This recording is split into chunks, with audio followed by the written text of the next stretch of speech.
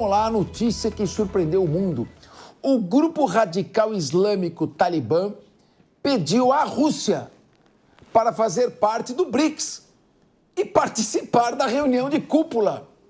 Luca Bassani, de volta à linha de frente. Ô Luca, pera um pouco. A Rússia não considera o Talibã uma organização terrorista? O Talibã é esse grupo que queimou 55 mil livros, um Alcorão, exemplar do Alcorão de 1000 anos, e proíbe, bate em mulheres que querem se alfabetizar. É esse aí que quer entrar no BRICS também? Vai avacalhar de vez, hein? Capês, esse que é o governo mais tirânico para as mulheres, conjuntamente com o governo do Iêmen ou da Somália. O Talibã, realmente um grupo fundamentalista, terrorista, né, no passado, atualmente é quem comanda o país. E eu, inclusive, fui um dos últimos jornalistas brasileiros a estar no Afeganistão antes da tomada do Talibã no poder, depois da saída vexatória dos americanos daquele país, que demoraram 20 anos e gastaram mais de $1 trilhão para substituir o Talibã pelo Talibã. Mas a gente vê que eles estão conversando nos bastidores com a Rússia, que de fato considera o Talibã um grupo terrorista, assim como grande parte do mundo.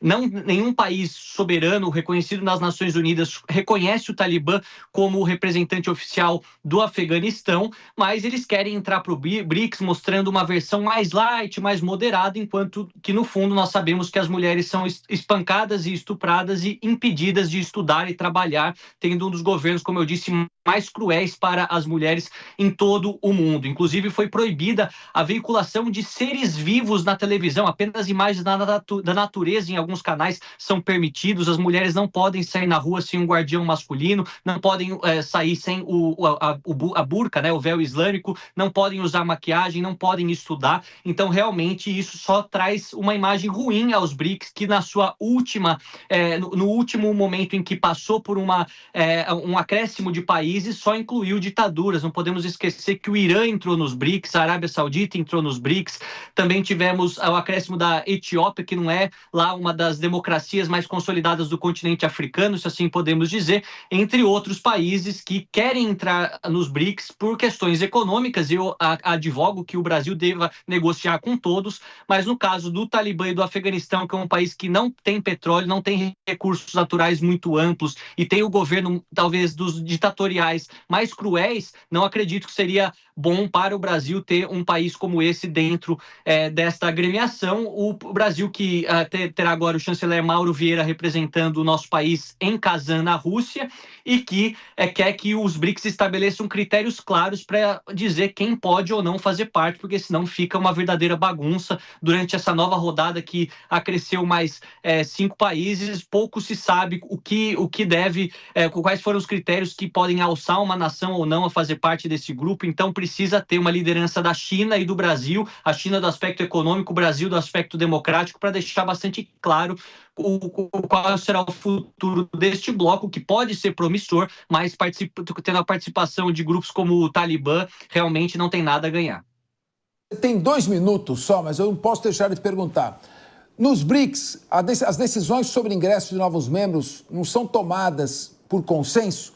E segundo, a Rússia não está querendo usar o Talibã como um proxy para apurrinhar os Estados Unidos no Oriente Médio e ampliar a sua zona de influência? Você tem aí 2 minutos aí para explicar para a gente.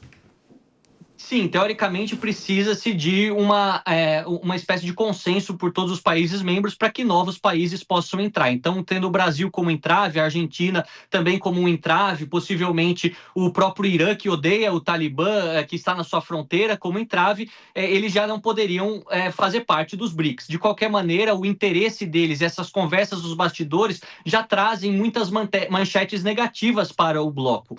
Ao mesmo tempo, esse aspecto geopolítico que você levantou, ele é muito relevante, já que o ISIS-K é um inimigo local do Talibã, ele atua principalmente no Paquistão e ele também tem atuado na Rússia, sendo daqueles que causou o ataque terrorista em fevereiro desse ano, que matou mais de 140 pessoas em Moscou. Então, talvez haveria um trabalho de bastidores da Rússia com o Talibã para eliminar o ISIS-K, que é igualmente radical, igualmente fundamentalista islâmico. Então, essas alianças circunstanciais são malucas para muitos de nós entendermos, só que é bom a gente sempre ficar de olho, porque o Brasil está incluído e ter qualquer coisa conjuntamente com o Talibã é extremamente negativo para tudo que o Brasil representa ou quer representar perante o mundo. Depois o Brasil se fazer representar na posse do novo presidente do Irã, vai querer mais o quê? Obrigado, Luca Bassani, uma boa noite a você. Pessoal, nós temos rapidinho, temos 1 minuto, 20 segundos cada um. Os BRICS com Talibã e Brasil. Brasil! E aí? É vergonhoso, Capês. Olha, e vou dizer uma coisa, é perigoso do Brasil tomar uma postura favorável em defesa aí da democracia, do diálogo. A política externa brasileira tem sido realmente lamentável as posturas que tem tomado. E tomara que esse não seja mais um episódio. Sérgio Zagarino, dá para falar em defesa da democracia, andar de braço dado com o Irã e o Talibã? Não tem como falar em defesa da democracia, Capês, num país que não tem o mínimo do respeito com os direitos humanos, principalmente com as mulheres. O Brasil tem que sair do BRICS imediatamente. E aí, meu querido Emerson Tawil, há pouco tempo foi demitido o ministro dos Direitos Humanos por causa de teria, em tese, suspeito de assediado uma ministra, uma mulher. Será que vamos fazer coro com o Talibã, que agride as mulheres? A gente vive uma dicotomia política, essa é a grande verdade. Lá fora apoiamos guerrilheiros, terroristas e tudo mais. Aqui no Brasil vivemos o país da paz e do amor. Lamentável. Guilherme Mendes, também é direito do Talibã participar do BRICS? Não, não é um direito, é uma prerrogativa deles participarem. O Brasil deve... É uma prerrogativa. Eles têm que pedir. E se a gente for nessa linha, a Arábia Saudita tem que sair da OPEP e uma série de outras ditaduras. Não. O Afeganistão tem que pedir e o Brasil tem que negar. Ah, bom, aí sim. Bom, vamos encerrando o programa de hoje. Eu agradeço a audiência e agora vocês ficam com o 3 em 1 com o Evandro Cini. Bom programa, Evandro. Valeu, Capês. Um abraço a você e a todos aí do Linha de Frente.